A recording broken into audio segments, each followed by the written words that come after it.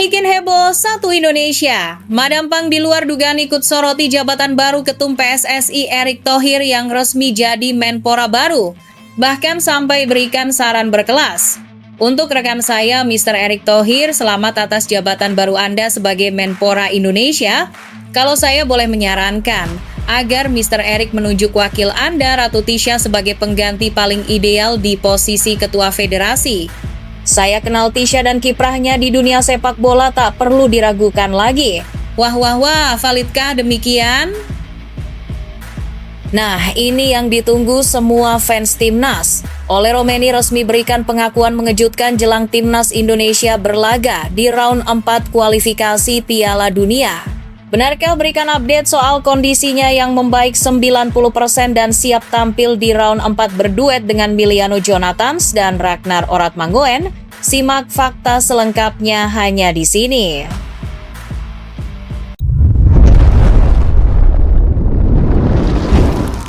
Sebelumnya mohon subscribe channel ini dulu supaya nggak ketinggalan berita terupdate Timnas Indonesia. Bikin heboh satu Indonesia. Madam Pang di luar dugaan ikut soroti jabatan baru Ketum PSSI Erick Thohir yang resmi jadi Menpora baru. Bahkan sampai berikan saran berkelas. Untuk rekan saya, Mr. Erick Thohir, selamat atas jabatan baru Anda sebagai Menpora Indonesia. Kalau saya boleh menyarankan, agar Mr. Erick menunjuk wakil Anda, Ratu Tisha, sebagai pengganti paling ideal di posisi Ketua Federasi. Saya kenal Tisha dan kiprahnya di dunia sepak bola tak perlu diragukan lagi. Wah, validkah demikian?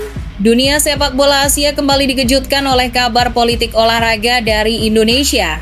Erick Thohir resmi dilantik sebagai Menteri Pemuda dan Olahraga Menpora RI oleh Presiden Prabowo Subianto menggantikan Dito Aryo Tejo. Pelantikan yang digelar pada Rabu kemarin itu tidak hanya menjadi sorotan nasional, tetapi juga menarik perhatian tokoh-tokoh besar sepak bola internasional. Salah satunya datang dari Nual Van Lamsam atau yang akrab dikenal dengan nama Madam Pang, sosok wanita berpengaruh yang kini menjabat sebagai Ketua Federasi Sepak Bola Thailand (FA).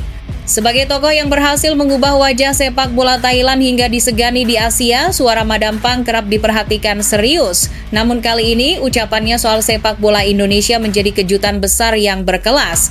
Dalam pernyataannya, Madam Pang tak lupa memberikan ucapan selamat kepada Erick Thohir yang kini mengemban tanggung jawab baru sebagai Menpora. Untuk rekan saya, Mr. Erick Thohir, selamat atas jabatan baru Anda sebagai Menpora Indonesia. Saya doakan semoga sukses dan terus harumkan nama Indonesia di kawasan, ujar Madam Pang. Ucapan itu disampaikan dengan penuh rasa hormat, menegaskan kedekatan personal sekaligus profesional antara kedua tokoh sepak bola Asia Tenggara tersebut. Namun, di balik ucapan selamat itu, terdapat pesan yang jauh lebih mengejutkan. Madam Pang kemudian menyampaikan pandangan yang tak disangka-sangka publik Indonesia. Ia menyoroti posisi Ketua Umum PSSI yang hingga kini masih diemban Erick Thohir. Kalau saya boleh menyarankan, agar Mr. Erick menunjuk wakil Anda, Ratu Tisha, sebagai pengganti Anda di posisi Ketua Federasi, tegasnya. Pernyataan itu langsung membuat heboh dunia maya. Nama Ratu Tisha pun kembali menjadi sorotan, bahkan trending di berbagai platform media sosial. Madam Pang menegaskan bahwa ia mengenal Ratu Tisha secara pribadi, baik dari kiprahnya di level Asia maupun interaksinya di berbagai forum FIFA dan AFC. Saya kenal Tisha dan kiprahnya di dunia sepak bola tak perlu diragukan lagi. Saya melihat Tisha sebagai pengganti yang sangat ideal dan bisa membuat sepak bola Indonesia meningkat pesat bersama Thailand di kawasan Asia bahkan dunia, tambahnya. Menariknya, ucapan Madam Pang tidak sekadar berupa saran, ia juga memberikan peringatan berkelas agar Erick Thohir tidak salah langkah. Jangan sampai blunder pilih orang yang salah, Mr. Erick. Apa yang sudah Anda bangun akan semakin baik jika ditangani dengan orang yang tepat seperti Ratu Tisha, ucapnya dengan penuh keyakinan. Kalimat ini dianggap sebagai dorongan serius agar PSSI tidak sekadar menunjuk sosok berdasarkan politik atau kompromi, tetapi memilih figur yang benar-benar punya kapasitas. Bagi yang mengikuti perjalanan sepak bola Indonesia, nama Ratu Tisha Destria bukanlah hal asing. Ia pernah menjadi Sekretaris Jenderal PSSI termuda, bahkan wanita pertama yang menempati posisi strategis tersebut. Kiprahnya di kancah internasional juga teruji. Aktif di berbagai komite AFC termasuk kompetisi klub Asia, memiliki jaringan kuat dengan FIFA, terbukti sering diundang dalam forum-forum penting, dipandang sebagai figur muda, visioner, sekaligus cerdas dalam manajemen sepak bola modern. Tak heran jika seorang Madam Pang yang sukses mengangkat sepak bola Thailand menilai Tisha adalah pilihan paling tepat untuk memimpin Indonesia ke era baru. Ucapan Madam Pang juga mengandung makna strategis. Ia seakan mengisyaratkan sebuah harapan besar, Indonesia dan Thailand bisa menjadi kekuatan sepak bola baru Asia Tenggara yang bersaing di level Asia dan dunia. Jika Tisha memimpin PSSI, kolaborasi regional dengan Thailand yang sudah stabil bisa membawa kawasan ini lebih disegani. Saya membayangkan Indonesia di bawah Tisha bisa melangkah bersama Thailand. Kita bisa memajukan sepak bola Asia Tenggara, bahkan bersaing di tingkat dunia, tutur Madam Pang penuh optimisme. Saran dari Madam Pang jelas bukan sekadar basa-basi. Publik sepak bola tahu betul bagaimana dirinya berhasil membangun sistem di Thailand hingga membuat The War Elephants kembali disegani di Asia. Jika pandangan Madam Pang ini benar-benar diikuti, banyak yang percaya bahwa Indonesia bisa memiliki era emas baru di bawah kepemimpinan Ratu Tisha. Sosok yang dikenal cerdas, rendah hati, sekaligus memiliki koneksi kuat di FIFA dan AFC. Namun tunggu dulu, setelah admin telusuri secara mendalam bahwa berita di atas adalah karangan belaka dan hoax. Ini sebagai edukasi supaya penonton lebih jeli dalam memilih berita.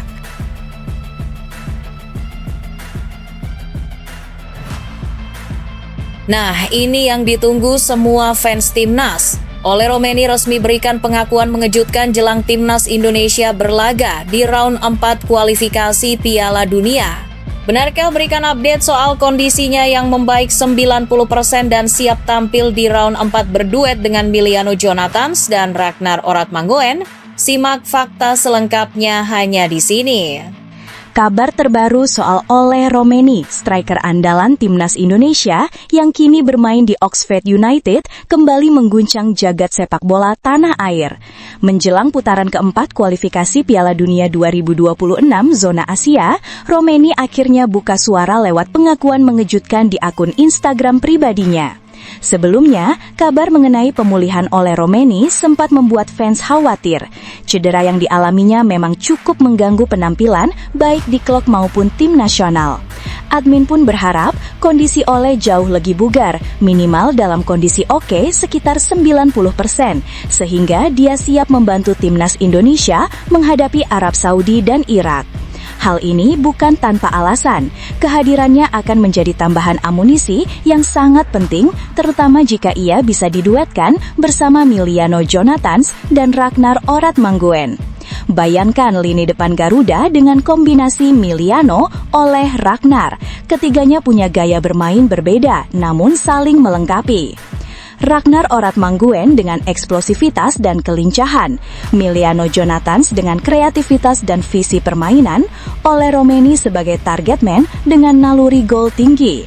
Bahkan admin menyebut jika trio ini benar-benar bisa diturunkan Patrick Kluivert pada Oktober mendatang, peluang Indonesia bersaing di grup round 4 akan semakin besar. Saya percaya dengan Ragnar dan Miliano, kami bisa jadi trio berbahaya. Indonesia punya kesempatan besar, asal kompak dan percaya diri, ungkap admin.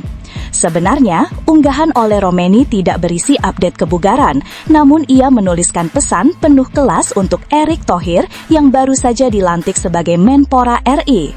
Dalam tulisannya di story akun Instagram pribadinya, Ole mengucapkan selamat atas jabatan baru Erick Thohir sebagai Menpora dan percaya bisa membawa dunia olahraga Indonesia maju ke depan. Unggahan itu bisa jadi sontak banjir komentar dari fans yang menilai Ole menunjukkan sisi profesional sekaligus respek besar pada sosok Erick Thohir. Tidak butuh waktu lama, IG story Ole langsung jadi sorotan. Laga melawan Arab Saudi dan Irak pada Oktober mendatang jelas bukan perkara mudah. Namun, kehadiran Ole yang diharapkan pulih bisa menjadi tambahan semangat bagi seluruh tim. Pelatih tentu punya banyak opsi dengan kembalinya Ole. Jika benar diturunkan, ini akan menjadi salah satu momen pembuktian terbesar bagi striker Oxford United tersebut. Bukan hanya soal gol, tetapi juga kontribusi membangun chemistry dengan Miliano dan Ragnar. Kini, semua mata tertuju pada Oktober mendatang. Apakah Ole, Miliano, dan Ragnar benar-benar bisa membentuk trio emas yang ditakuti Asia? Apakah ucapan selamat untuk Erik akan menjadi simbol era baru yang lebih profesional di tubuh sepak bola Indonesia? Satu hal pasti, publik sepak bola nasional kini semakin bersemangat menantikan kiprah Garuda di babak round 4 kualifikasi Piala Dunia 2026.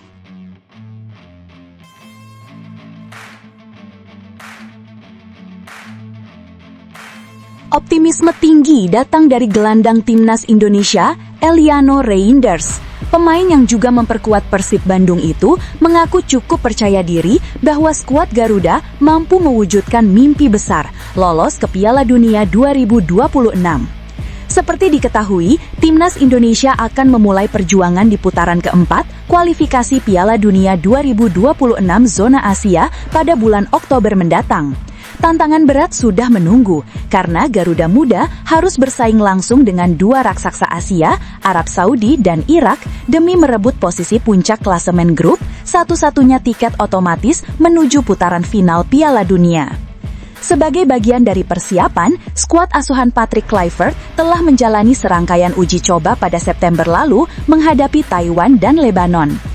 Menurut Eliano, laga-laga ini sangat penting, bukan hanya untuk mengukur kekuatan lawan, tetapi juga menemukan komposisi terbaik tim. Ia menegaskan bahwa pengalaman dari laga uji coba itu menjadi modal penting sebelum menghadapi tantangan sesungguhnya di babak kualifikasi. Jelas, kualifikasi Piala Dunia akan sangat berat, tapi saya melihat di pertandingan terakhir, kita bisa meraih Piala Dunia. Kita satu tim, kita erat satu sama lain. Kita tahu apa yang harus dilakukan, ujar Reinders, seperti dilansir bolasport.com dari kanal YouTube Persib. Mantan pemain Pech Zwolle tersebut juga menyoroti ketatnya persaingan di dalam skuad timnas saat ini. Menurutnya, situasi ini membawa dampak positif karena semua pemain terpacu untuk menunjukkan performa terbaik. Bahkan, ia menilai kesempatan bermain di kualifikasi Piala Dunia sendiri sudah menjadi kebanggaan tersendiri. Saya rasa semua orang ingin masuk kualifikasi Piala Dunia, karena itu sangat penting bagi kita pemain, juga supporter, dan orang-orang. Seperti yang saya bilang, kita bisa menggapainya, jadi kita memang harus berjuang untuk itu, tegasnya. Eliano juga menambahkan bahwa seluruh pemain timnas Indonesia memiliki tekad yang sama, bekerja keras, menjaga kekompakan, dan mempersembahkan tiket ke ajang sepak bola paling bergengsi antar negara di dunia. Menariknya, Eliano tidak hanya menyimpan ambisi besar bersama timnas Indonesia, tetapi juga bersama klubnya, Persib Bandung. Ia mengaku ingin mempersembahkan kejayaan ganda, membawa Indonesia tampil di Piala Dunia, sekaligus mengantar Persib meraih gelar juara lagi musim ini. Memenangkan banyak piala, masuk kualifikasi Piala Dunia, tapi untuk Persib, yang terpenting adalah juara lagi tahun ini, pungkasnya. Ucapan penuh optimisme Eliano Reinders ini tentu membuat harapan publik sepak bola Indonesia semakin membara. Kini pertanyaannya, menurut kalian, apakah optimisme Eliano ini realistis melihat lawan berat seperti Arab Saudi dan Irak? Atau justru ini jadi momentum emas bagi skuad Garuda untuk membuat sejarah besar di Piala Dunia?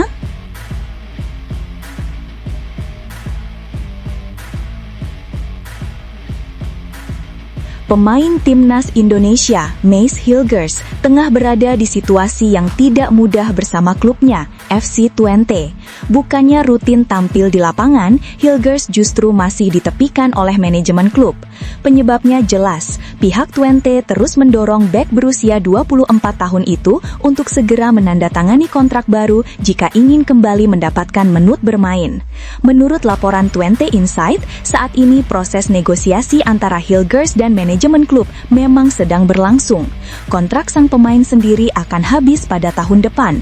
Artinya, jika tidak ada kesepakatan baru, Hilgers berpotensi hengkang dengan status bebas transfer pada musim panas mendatang. Sebuah skenario yang sangat dihindari oleh Twente. Direktur Teknik FC Twente, Jan Streyer, sudah memberikan pernyataan yang cukup tegas.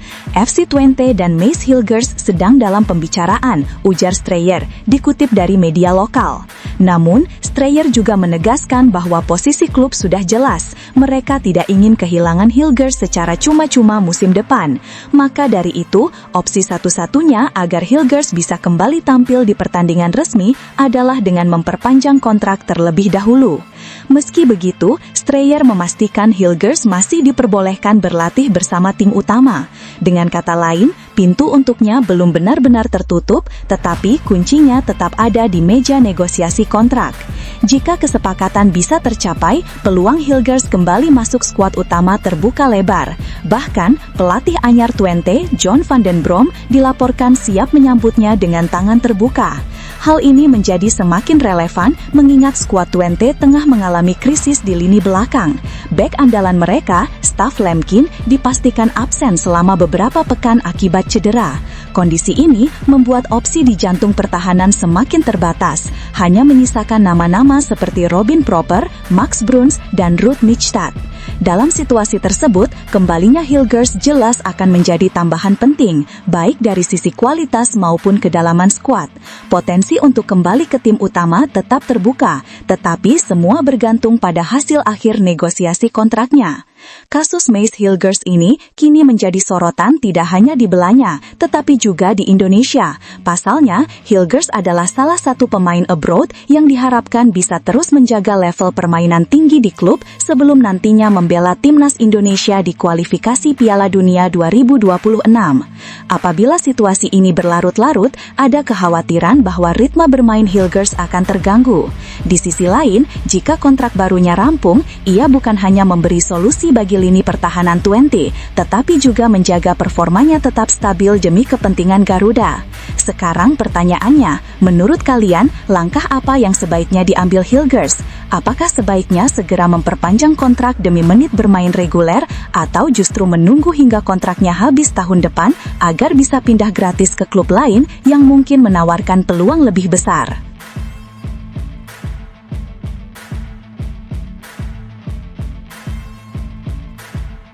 Nama Shane Patinama kembali jadi sorotan setelah tampil luar biasa bersama Buriram United dalam laga perdana AFC Champions League Elite 2025-26. Bermain di hadapan pendukung sendiri di Chang Arena Selasa lalu, bek timnas Indonesia itu menunjukkan kelasnya sebagai salah satu fullback terbaik Asia Tenggara saat ini. Sejak awal pertandingan, Shane langsung dipercaya tampil sebagai starter di posisi bek kiri. Kepercayaan yang diberikan pelatih Buriram United itu dibayar lunas dengan performa solid yang berimbas pada kemenangan timnya atas wakil Malaysia, Johor Darul Tazim, JDT.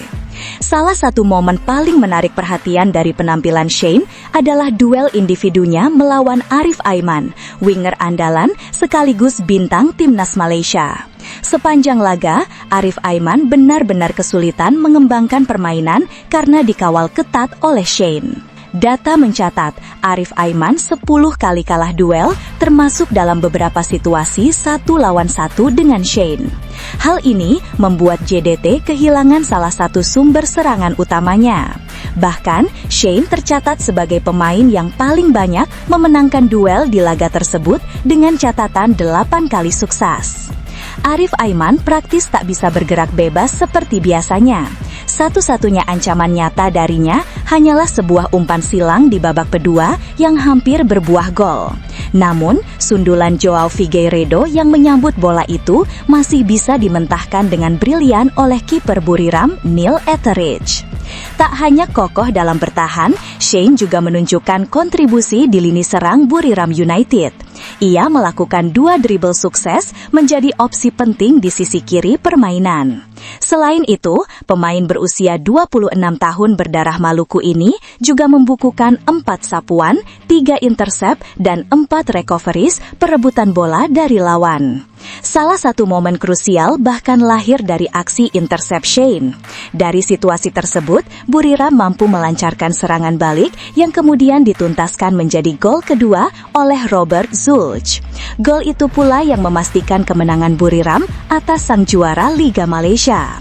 Dengan penampilan yang begitu impresif, Shane diharapkan bisa terus menjaga konsistensi sepanjang musim 2025-2026. Peran besarnya di sisi kiri Buriram United jelas menjadi kunci penting dalam misi klub mempertahankan dominasi di Thailand sekaligus bersaing lebih jauh di pentas Asia. Melihat statistik dan aksi Shane Patinama ini jelas membuktikan bahwa pemain timnas Indonesia mampu bersaing di level tertinggi Asia. Pertanyaannya, menurut kalian, apakah Shane sudah layak disebut sebagai salah satu bek kiri terbaik di Asia Tenggara saat ini? Dan bisakah performa gemilang ini terbawa ke timnas Indonesia di ronde keempat kualifikasi Piala Dunia 2026? Tulis pendapat kalian.